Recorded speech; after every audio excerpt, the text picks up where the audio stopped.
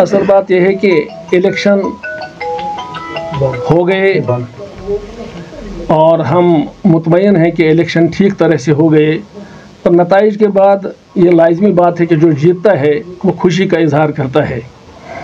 लेकिन हमें बहुत अफसोस से कहना पड़ता है कि यहाँ खुशी की आड़ में एक फसाद रोनमा हो गया, और वो फसाद जीतने वाले ही की तरफ से, उसी पार्टी की तरफ से शुरू हो चुका है।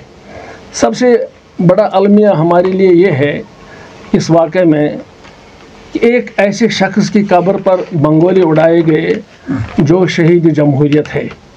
अब्दुल रज़ाक मीर साहब ने अपनी जान इसलिए दे दी कि उसे असम्बली से इस्तीफ़ा देने के लिए कहा गया था, लेकिन उसने नहीं माना, और उसकी आड़ में किसी अननोन पर्सन ने उस पर गोली चला दी, और वो जमहूरियत की बका के लिए ही शहीद करार दिया जा सकता है। लिहाजा उसकी कब्र पर ऐसा इस तरह का मुजाहरा करना ये हर एक के लिए नाकाबिल कबूल है, और हमारे लिए बिलखुसूस ये नाकाबिल कबूल है। बाकी खुशी तो होती है जो जीत जाता है, अगर हम भी जीतते हम भी खुशी का ही इजहार करते। लिहाजा हम समझते हैं कि ये नहीं होना चाहिए था। अब हाँ, हमारी एक गुजारिश है कि हमारे साथ जो तर्ज अमल बरता जाता है ये आज ही नहीं बरता गया है। 1979 4 अप्रैल को भी हमारे घरों को बड़ी बुरी तरह से हमारा नुकसान पहुंचाया गया, हमारे मकानात जलाए गए, हमारे बागात काटे गए, लेकिन हुकूमत ने उस मामले की कोई तहकीकात नहीं की। हम समझते हैं कि यह तहकीकात न करना ही अमन बिगाड़ने का सबसे बड़ा ज़रिया होता है। हम हुकूमत से उम्मीद करेंगे, जो हुकूमत गवर्नर के कंट्रोल में है आजकल, कल हो सकता है कोई जमहूरी हुकूमत भी संभाल सकेगी कि वो इस मामले का तहकीकात करेगी, और जो इसमें मुजरिम हैं, जिन्होंने जुल्म किया है, जिन्होंने मारा पीटा है, जो ज़ख्मी हुए हैं, उनके साथ इंसाफ होगा। ये आने वाले वक्त के लिए सबसे बेहतर तरीका रहेगा। अगर ऐसे ही छोड़ दिया गया जैसे 4 अप्रैल 1979 के मामले को छोड़ा गया, किसी से पूछा तक भी नहीं गया कि तुमने मकान क्यों जलाए, तुमने लोगों के जायदादें तलब की गई, तो ये सबसे बड़े अमन के लिए अमन शिकनी का सबसे बड़ा सबब बन सकता है। मैं हुकूमत से और इस पैनल की तरफ से, इसके सरबराह की तरफ से हुकूमत से गुजारिश करूँगा, चाहे वो हुकूमत हिंद है, मरकज़ी हुकूमत है, या यहाँ के आज गवर्नर की हुकूमत है, या कल आने वाली हुकूमत है, कि वो ऐसे मामलों को पूरी तरह से नोटिस ले। ऐसे मामलात की जांच होनी चाहिए और यहाँ के अमन को बिगाड़ने नहीं दिया जाना चाहिए। हम ठीक तरह से जमहूरी राह पे चल रहे हैं, हम जमहूरी राह को पसंद भी करते हैं और अपने मसाइल, हर तरह के मसाइल जमहूरी तरीके से हल करने के लिए ही मैदान में हैं।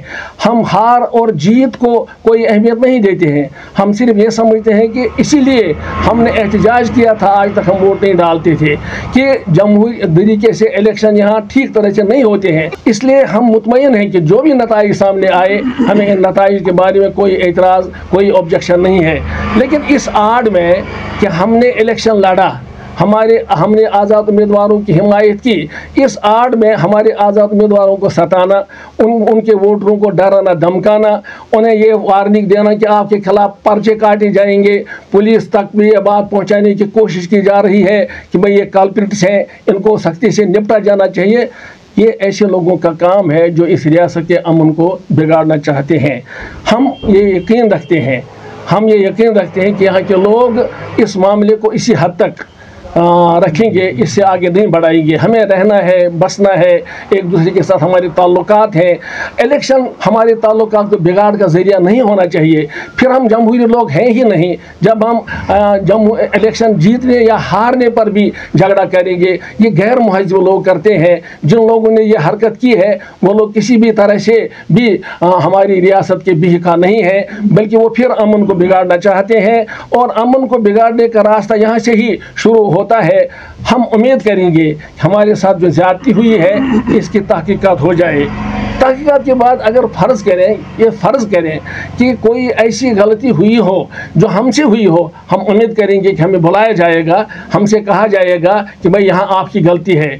अब अगर हमारी गलती है ही नहीं, फिर इस बुनियाद पर कि कोई शख्स, उसके साथ बहुत बड़ी तादाद है लोगों की, या उसको वो एक अलायंस का मेंबर है, वो एक प्यारा बन गया है सारे हिंदुस्तान में, इस आड़ में अगर हमारे कारकुनों को डराया धमकाया जाता है, ये जमहूरी फ़ज़ा को बरकरार रखने के बजाय जमहूरी फ़ज़ा को बिगाड़ने का एक अमल है जिसकी हम मज़म्मत करते हैं। आइंदा इसकी इजाज़त नहीं दी जानी चाहिए।